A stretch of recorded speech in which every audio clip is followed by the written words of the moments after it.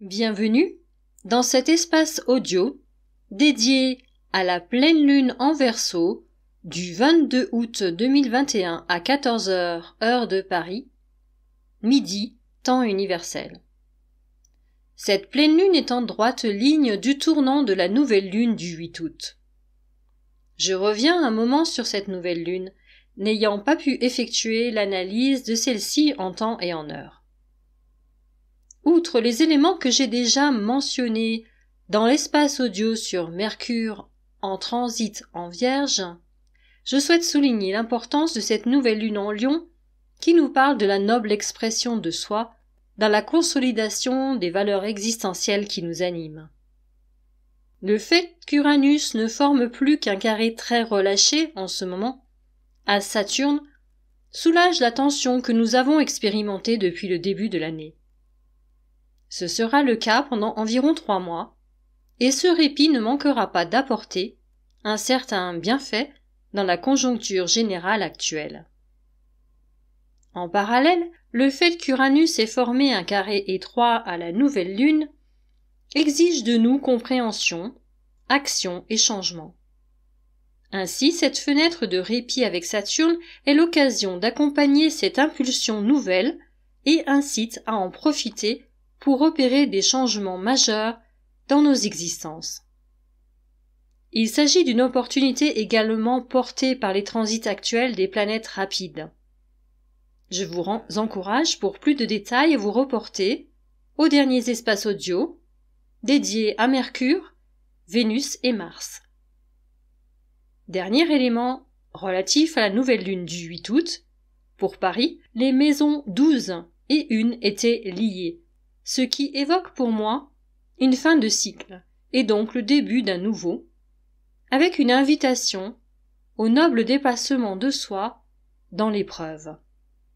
En tout cas, dans ce contexte, l'ouverture d'une porte énergétique permettant d'aborder une nouvelle phase d'évolution. Abordons à présent l'analyse des énergies spécifiques à cette pleine lune du 22 août. Le fait que le Soleil se situe encore en Lion à ce moment précis vient insister et appuyer l'idée que ces changements doivent s'opérer en accord avec nos valeurs existentielles les plus profondes, avec un surcroît énergétique apporté par la présence de Jupiter en conjonction étroite à la Lune. On évoque souvent le rapport à la justice et à la loi concernant Jupiter. Comme pour toute planète, elle comporte 2 niveaux d'interprétation. Un niveau trivial proche de notre réalité quotidienne particulière, et l'autre, plus élevé, mais auquel nous pouvons également nous connecter, vibrant à une fréquence davantage spirituelle et universelle. L'aspect noble de Jupiter est celui qui m'intéresse plus particulièrement, surtout dans ce contexte de lunaison en Lion puis en Verseau. Il symbolise certes l'expansion et la justice, mais aussi la bienveillance et la générosité. Il incarne une justice avec un J majuscule, celle du cœur, de l'âme et de l'esprit, universelle car naturelle, faite de compréhension et d'équité. Ce niveau jupitérien est lié à l'autorité au sens étymologique du terme, à savoir le fait d'être en autonomie de soi à soi, auteur de sa vie. La lune en Verseau est novatrice. Le mental émotionnel allie ici passion et noble réflexion. Cette conjonction à Jupiter amplifie et exalte le phénomène. Il affermit la force de construction personnelle et collective. Dans l'axe Lion-Verseau, la thématique de la réflexion est celle de l'acquisition du sens fraternel et universel. Nous sommes invités à un juste rapport d'autorité avec autrui, avec notamment la problématique suivante. Ne nous déchargeons-nous pas trop de notre autorité sur nous-mêmes au profit de celle d'autrui? Dans quelle mesure sommes-nous encore maîtres de nos existences? À noter que cet axe est intercepté pour Paris, c'est-à-dire que ce travail reste encore pour beaucoup profondément inconscient. Interception est comprise entre les maisons 3 et 9 qui appellent à être ouverts à l'entourage immédiat sans pour autant se fermer à l'élaboration d'une pensée philosophique et métaphysique et fidèle à certains idéaux. Le Soleil en conjonction au milieu du ciel et la Lune en conjonction au fond de ciel évoquent, pour moi, l'idée que l'issue de ce travail inconscient peut amener à une refondation et à une nouvelle étape de réalisation collective, puisque les deux planètes sociales se trouvent en Verseau dans l'interception, non seulement Jupiter, mais également Saturne. La présence de Pluton en maison 3 renforce cette impression, incitant à une transformation personnelle en accord avec la dimension sociétale. Le Soleil, en opposition à Jupiter, peut témoigner même d'une certaine forme d'impatience par rapport aux obstacles rencontrés dans ce processus. Les cuspides des maisons 3 et 9, se situant respectivement en maison 2 et 8, en Capricorne et Cancer, évoquent des enjeux de pouvoir et notamment relatifs à la démocratie. Cela ne nous étonne guère dans le contexte français. Qui dit interception dit maison liée et donc un axe de force sur lequel nous appuyer. Il s'agit cette fois de l'axe 5-11, en Bélier-Balance. Le rapport à soi et aux autres doit être revu ici encore dans une perspective de renforcement des valeurs, dans une optique généreuse et fraternelle.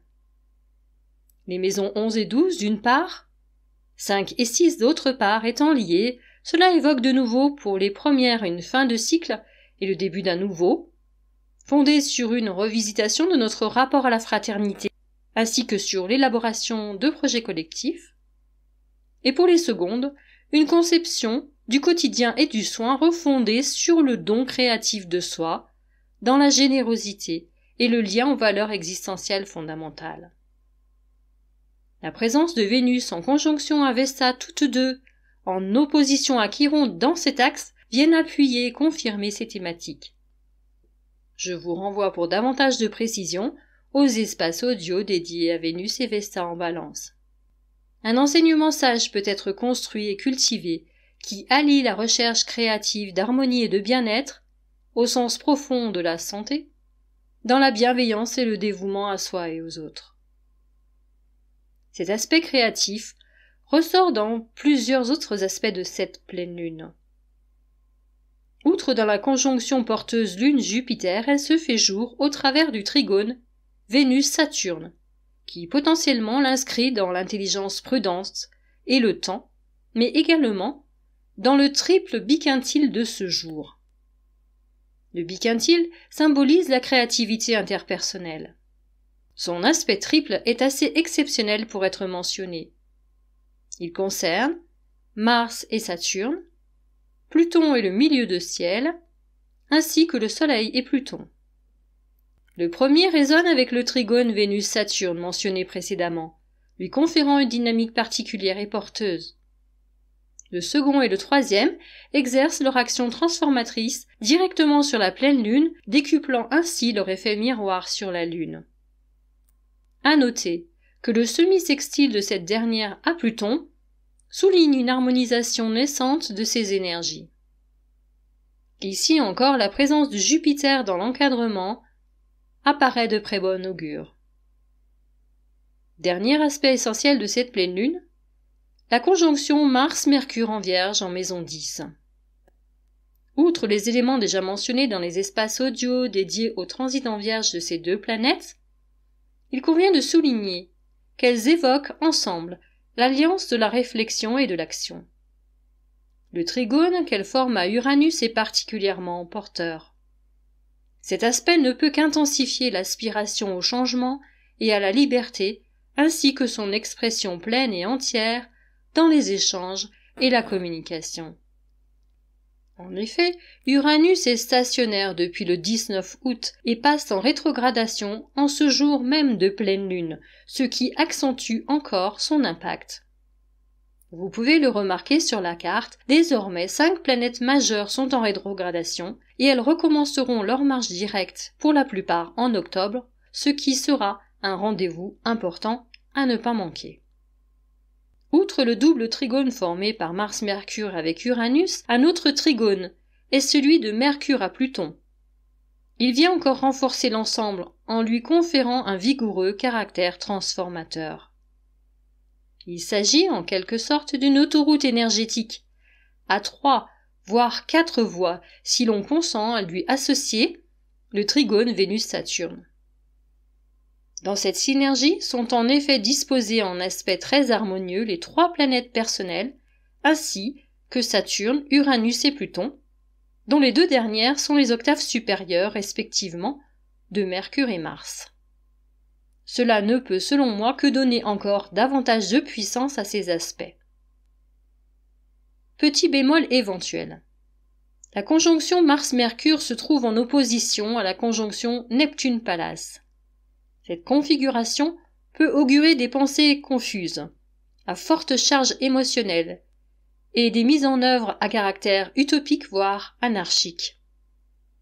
À un autre niveau, cet aspect peut être considéré comme une étape de prise de conscience, à la fois émotionnelle et rationnelle, invitant à construire ou déployer en soi une conciliation concrète entre rationalité et intuition, dans l'ouverture à la spiritualité. Soulignons pour finir que l'effet de cette pleine lune pourra se faire sentir dès le 20 août, au moment de l'entrée de la lune en Verseau. Elle sortira du signe moins d'1 heure après la pleine lune, pour passer en Poisson, dans le sillage de la rétrogradation de Jupiter, ce qui pourrait avoir pour effet de renforcer encore notre intuition et notre inspiration dans une forme d'exaltation de nos aspirations humaines spirituelles. Pour finir, un mot de numérologie pour cette pleine lune. 22-8-2021 nous amène au chiffre 8, le plus réceptif dans le tarot, symbole de perfection dans la matière et dans l'esprit.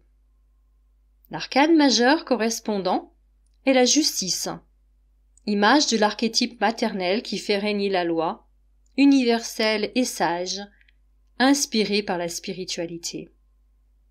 Symbole d'accomplissement dans la pure réceptivité, en cela proche de l'aspect lunaire, elle coupe implacablement de son glaive avec ce qui n'est plus en harmonie avec les valeurs humaines les plus élevées, tout en laissant une juste place à celle-ci, en soi et dans notre rapport aux autres. Cette carte fait écho à ce que nous avons mentionné sur la présence de Jupiter en conjonction à la Lune, mais également à la conjonction Pallas-Neptune en Poisson, sur laquelle je reviendrai, et aussi à la présence de Junon en Sagittaire, domicile de Jupiter. Dans ce signe, Junon, figure du féminin dans la sphère familiale, est intellectualisée, idéaliste, et justement fidèle aux valeurs spirituelles supérieures, et donc possiblement insoumise aux conventions arbitraires mondaines. Elle y résidera jusqu'au 13 novembre, ce qui peut laisser augurer dans cette conjoncture un automne sous le signe du féminin sacré, et ainsi une contribution conséquente dans les événements à venir de la part féminine de l'humanité. À suivre donc. Je vous souhaite une excellente pleine lune, sous ses puissants aspects, qu'elle vous soit propice et bénéfique. Comme à chaque pleine lune, nous pouvons saisir l'opportunité de remercier pour les bienfaits dont nous sommes gratifiés, et à tout le moins, pour tout ce qui nous est épargné. Prenez bien soin de vous. Je vous remercie de votre écoute et de votre fidélité. À très bientôt.